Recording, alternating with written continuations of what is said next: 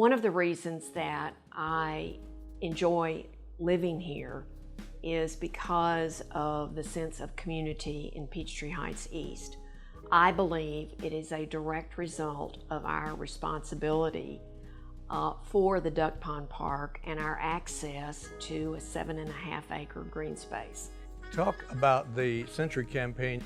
Need to go back to 1985 when a number of us younger fathers gang together putting in the original railroad tie walls, and they gave us 30 good years, but beginning in about 1998 they were beginning to deteriorate. The pond had gotten very silted.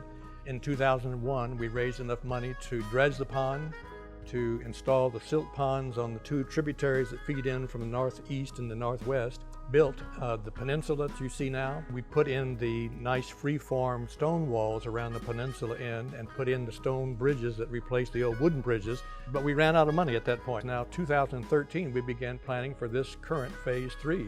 We had an engineering study done. It was pivotal. We are the environmental stewards of the Duck Pond Park.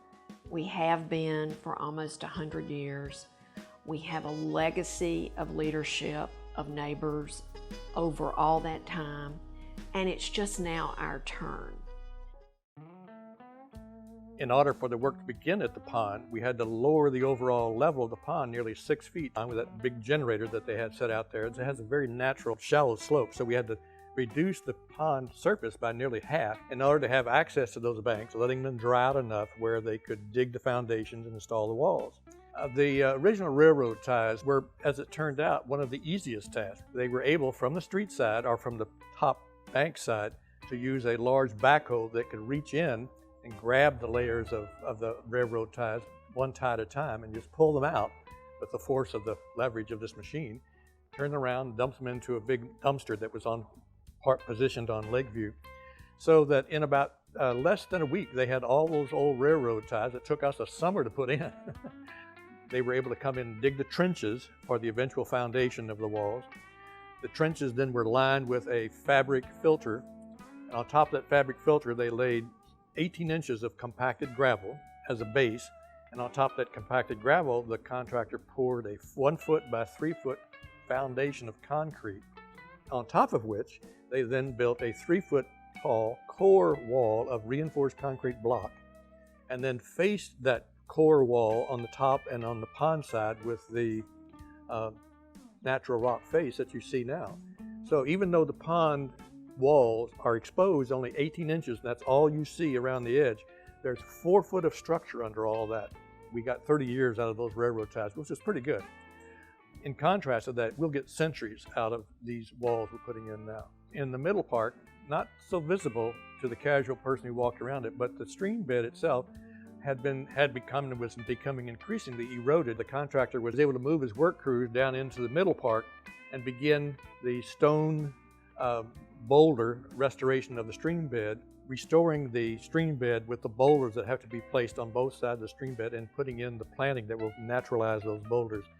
But the observation deck became a focus because from the corner of Parkside and Lakeview Avenue, where the spillway is, it's the vantage point where you can get really what we call the iconic view across the pond. So with part of our design, we wanted to try to preserve and enhance that view, and the idea of an observation deck came up. It has been built over the top of the spillway, so it disguises the spillway, which was a very ugly mess.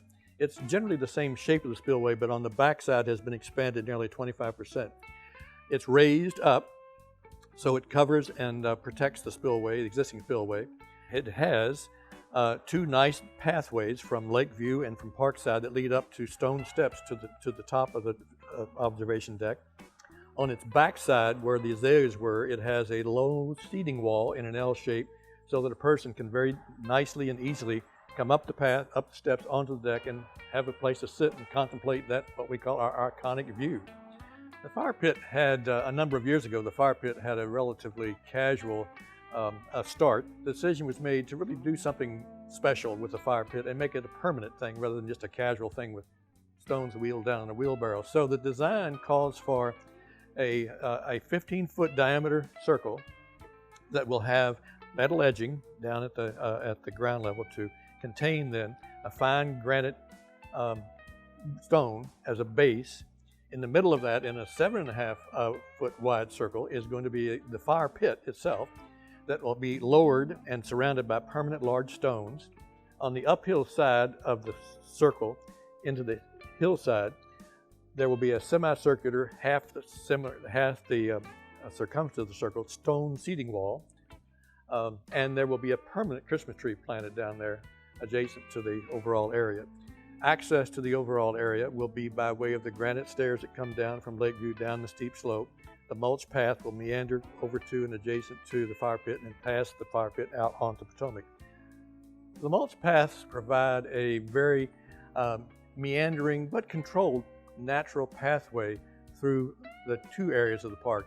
It begins on the northern end with a pathway that leads off the street right in front of the Eretus house. It meanders through the pines over to the first bridge. It crosses the first bridge, then meanders over to the second bridge, and then from there it meanders along the edge of the pond on the Demarest side, exits out onto Lakeview opposite the traffic island. From there, a kind of a diagonal stroll across the street takes you to the new granite stairs that lead down the steep slope from Lakeview into the middle park, and the mulch path then meanders through the middle park, past the new fire pit, and past the new bog garden, and exits out right at this point at the southern end on Potomac. And it's a very enjoyable, natural way to stroll through the park. It's been through the years left to just those who would be willing to volunteer to pay dues to maintain the park. What we found is that people have an emotional connection to the Duck Pond Park. The connection is strong, and we focused on reaching those potential donors who had an emotional connection to the Duck Pond Park. We thank all of our 330 donors. Thank you so much for giving to the Duck Pond. Thank you. Thank you. Thank you. Thank you. Thank you so much. Thank you. Thank you very much for giving to the capital campaign. And thank you even more for being a great neighbor.